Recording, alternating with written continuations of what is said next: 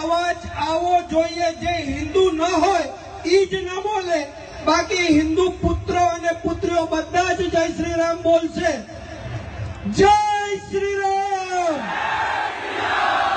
જય શ્રી રામ, હર હર મહાદેવ, હર હર મહાદેવ.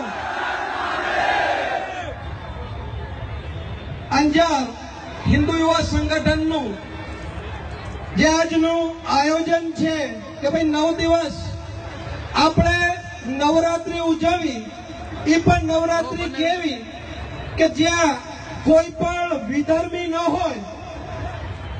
તો આવી નવરાત્રીનું જે આયોજન કર્યું હરિભાઈ અને એમની ટીમને, તો અહીંથી ખૂબ ખૂબ અભિનંદન. અંજારની પ્રજાને, અંજારની હિન્દુ જનતાને અહીંથી હું કહેવા માંગીશ કે વિધર્મી મુક્ત નવરાત્રી કરવા પાછળનું અમારો મૂળ હેતુ શું? તો અત્યારની જે પરિસ્થિતિ છે આપણા દેશની, આપણા કચ્છની, કે લવ જેહાદ, જે વિધર્મીઓ છે લવ જેહાદના શસ્ત્રથી આપણી બેન દીકરીઓને ફસાવવાની કોશિશ કરી રહ્યા છે. આજ વિધર્મીઓ નવરાત્રી દરમિયાન આપણે જેને કહેવાય શક્તિની આરાધનાનો આ ઉત્સવમાં પોતાની મેલી મુરાદો લઈ અને આપણી મા બેન દીકરીઓને જયારે નિશાન બનાવતા હોય, ત્યારે આવી નવરાત્રીઓ કરવાનો આપણને એક જુસ્સો મળે છે કે આપણી બેન દીકરીઓ કોઈ આવા વ્યક્તિઓ સાથે ન ફસાય કે આવા બદકામના ઈરાદે નવરાત્રી પંડાલમાં પ્રવેશતા વિધર્મીઓ આપણા પંડાલોથી દૂર રહે. જે ગૌહત્યા કરે છે એ આપણા પંડાલોમાં પ્રવેશ ન પામે. જે હિન્દુઓથી નફરત કરે છે એવા વ્યક્તિઓ આપણા પંડાલમાં ન પ્રવેશ પામે અને હિન્દુ સંસ્કૃતિ સચવાઈ રહે, મા બેન દીકરીઓની રક્ષા થાય અને આપણે આપણી સંસ્કૃતિને ઉજાગર કરીએ. એટલે જ હિન્દુ યુવા સંગઠને આ અંજારના આંગણે આવી સરસ નવરાત્રીનું આયોજન કરેલું છે.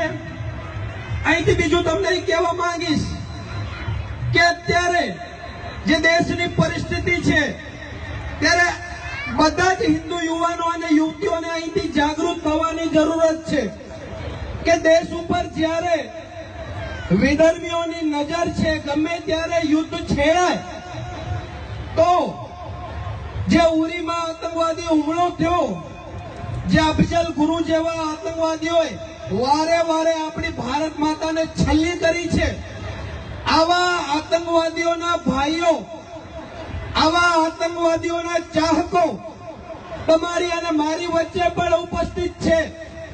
આ શહેરમાં, આ દેશમાં પણ ઉપસ્થિત છે. તો આવા ભાઈઓ, આતંકવાદીઓના ભાઈઓને આપણે ઓળખીએ અને જ્યારે આપણું લશ્કર સીમા ઉપર યુદ્ધ કરતું હોય ત્યારે આવી મેલી મુરાદ વાળા લોકો ગૃહ યુદ્ધ છેડવાની ફિરાકમાં છે. તો યુવાનો અહીંથી ખાસ આપણે જાગૃત થવાનું છે. આ નવરાત્રી એક માધ્યમ છે. નવરાત્રી હિન્દુઓને એકત્રિત કરવાનું એક માધ્યમ છે. અહીંથી ખાલી રમીને તમને નથી જવાનું, અહીંથી હિન્દુત્વના વિચારો લઈને જવાનું છે. જ્યારે આવા વિધર્મીઓ દેશમાં ગૃહયુદ્ધની કોઈ મેલી મુરાદ પૂરી કરવા જ્યારે પ્રયત્નો કરે ત્યારે હિન્દુ યુવાનો એને સક્ષમ જવાબ આપવા તૈયાર રહે. જ્યારે દેશમાં કોઈ આવી પરિસ્થિતિ ઊભી થાય ત્યારે આપણે જાત પાતના વાળાઓમાં વહેંચાયેલા ન રહીએ. હિન્દુ યુવાનો પોતાની પૂર્ણ શક્તિ સાથે આવા લોકોને મહાત કરી અને આ દેશ અને આ સંસ્કૃતિનું જતન કરે. એટલા માટે આપણે આવા આયોજનો કરી અને કોઈ ને કોઈ રીતે હિન્દુને આપણે એકત્રિત કરવાનું, કાર્ય કરી રહ્યા છીએ. એના પછી આ ઉરી હુમલામાં આપણને શું શીખવા મળ્યું? તો આપણે જેને હીરો બનાવ્યા છે, જે સડક છાપ મવાલીઓ અત્યારે સેલિબ્રિટીની લાઈનમાં બેઠા છે, શાહરૂખ, સલમાન કે ઓમપુરી જેવા જે ગદ્દારો છે, કે આપણી સીમા ઉપર જ્યારે પાકિસ્તાનીઓ આપણા જવાનો ઉપર હુમલા કરતા હોય અને ત્યારે આવા ગદ્દારો જ્યારે બોલતા હોય છે કે ના, પાકિસ્તાની કલાકારો આ દેશમાં આવવા જોઈએ, તો આવા ગદ્દારોને પણ તમે અહીંથી ઓળખો. આવા ગદ્દારોને જો તમે કોઈ લાઈક, એમના પેજ, એમના ટ્વિટર એકાઉન્ટ જો ફોલો કરતા હો તો એ ત્યાંથી અનફોલો કરો. આવા ગદ્દારો જે પાકિસ્તાનને પોતાનો દેશ માને છે, જે પાકિસ્તાનીઓને પોતાના ભાઈઓ માને છે, આવા ગદ્દારોની આ દેશમાં કોઈ જગ્યા નથી.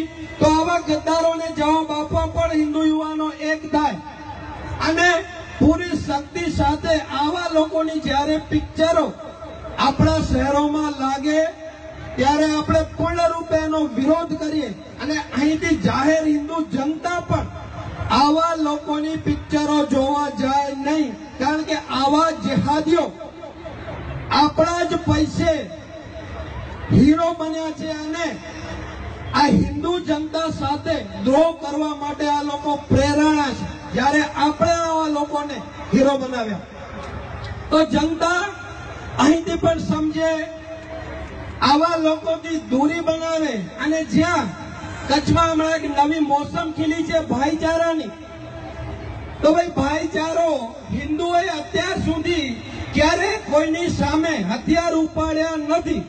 પણ જ્યારે તમે લવ જેહાદ કરો, જ્યારે તમે ગૌ હત્યા કરો, જ્યારે તમે અમારા ખેતરો કે અમારી જમીનો દબાવો, ત્યારે અમને તમારા પ્રતિકાર માટે, તમારા ભક્ષણ માટે નહીં, અમારા રક્ષણ માટે આવા સંગઠનો બનાવવાની જરૂરત પડી છે. તો આવી જે ભાઈચારાની 2017ની ચૂંટણી લક્ષી જે મોસમ ખીલી છે, એ મોસમથી પણ તમારે સાવચેત રહેવાનું છે. કારણ કે અંજારની જાહેર જનતા, જાહેર હિન્દુ જનતાને અહીંથી હું પૂછીશ કે એવા લોકો તમારા ભાઈ ક્યાંથી થાય જે પોતાની બહેનના ભાઈ ન થાય? આવા લોકો તમારા ભાઈઓ થાય? અવાજ ના આવ્યો, તમારા ભાઈઓ થાય?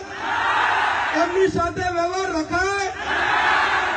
તો અહીંથી પ્રણ લઈને જાઓ કે જ્યાં જ્યાં હિન્દુ સંસ્કૃતિ સામે કોઈ આવા વિધર્મીઓ પ્રતિકાર કરશે ત્યારે આપણે એને એની જ ભાષામાં જવાબ આપશું. આપણે હિન્દુઓએ કોઈ પણ જાતિનો વિરોધ, કોઈ પણ ધર્મનો વિરોધ નથી કર્યો. પણ જ્યારે આ લોકશાહીમાં પણ કાશ્મીર જેવી ઘટનાઓ બનતી હોય કે જ્યાં 3.5 લાખ પંડિતોને આ લોકતંત્રમાં પણ મારી અને ભગાડવામાં આવે, 20,000 જેટલી આપણી કાશ્મીરી બહેનો સાથે બળાત્કાર કરવામાં આવે, એવા લોકો તમારા ભાઈઓ થશે?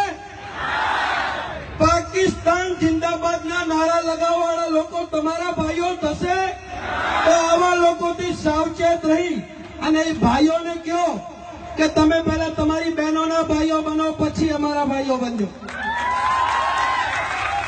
તો હિન્દુઓ અહીંયાથી જાગૃત બનો, એક બનો, નાત જાતના ભેદભાવ ભૂલી જાઓ. હિન્દુ જ્ઞાતિમાં કોઈ ઉચ્ચ નથી, કોઈ નીચ નથી. બધા જ સનાતનીઓ યુગોથી આ સૃષ્ટિ ઉપર, આ ઋષિઓના સંતાનો. આપણે આપણા કર્મના સિદ્ધાંતને માનીએ. જે કર્મ જે જાતિને મળ્યું છે એ અનુસાર બધી જ જાતિઓ કાર્ય કરે, પણ ક્યાં ઊંચ નીચનો ભેદભાવ ન આવે અને હિન્દુ સમાજ સંગઠિત બને, હિન્દુ સમાજ મજબૂત બને. અને જ્યારે જ્યારે આવા વિધર્મી આક્રાંતાઓ અલાઉદ્દીન ખિલજીથી કરી અને મોહમ્મદ બિન કાસિમ જેવા આક્રાંતાઓ જ્યારે આ દેશ ઉપર ચડાઈ કરે, આ દેશ ઉપર મેલી મુરાદ સાથે હુમલો કરે, ત્યારે આ યુવાનો એનો પ્રતિકાર કરે એવા શુભ આશય સાથે આજનું જે મારા મેં વિચારો તમારી સમક્ષ વ્યક્ત કર્યા એને અહીં પૂર્ણ કરું છું. અને એની સાથે આ હિન્દુ યુવા સંગઠન અંજારની નવરાત્રીમાં જેટલા દાતાઓએ આર્થિક સહયોગ આપ્યો એનો પણ અહીંથી હું આભાર વ્યક્ત કરું છું. કારણ કે મિત્રો, આ દેશને, મારી વાત સાંભળજો, આ દેશને હવે મંદિરોની જરૂર નથી. બહુ મંદિરો બને. આ દેશને હવે આ મંદિરોની રક્ષા કરે ને એવા હિન્દુ યુવાનોની જરૂર છે. તમે જ્યાં 50,000 કે લાખ રૂપિયા ભગવાનને જ્યાં સોનું ચડાવતા હો કે ભગવાનને ખુશ કરવા માટે જ્યારે તમે અઢળક દાન આપો છો, ત્યારે તમને અહીંથી બીજો એક દાખલો આપવા માંગીશ કે સોમનાથ મંદિર 16 વખત લૂંટાણું. એ પાછળનું કારણ શું? આ વિધર્મીઓ જે સોમનાથ મંદિરમાં હિન્દુઓની અખૂટ શ્રદ્ધા, જે સોનું ભરેલું હતું, એ સોનું લૂંટવા વારે વારે આ લોકો આવતા અને જ્યારે હુમલો કરતા ત્યારે આપણી 5-50,000 બેન બેટીઓને ઉપાડીને જતા. આપણે ત્યારે પણ ન વિચાર્યું ને આજે પણ આપણે નથી વિચારતા.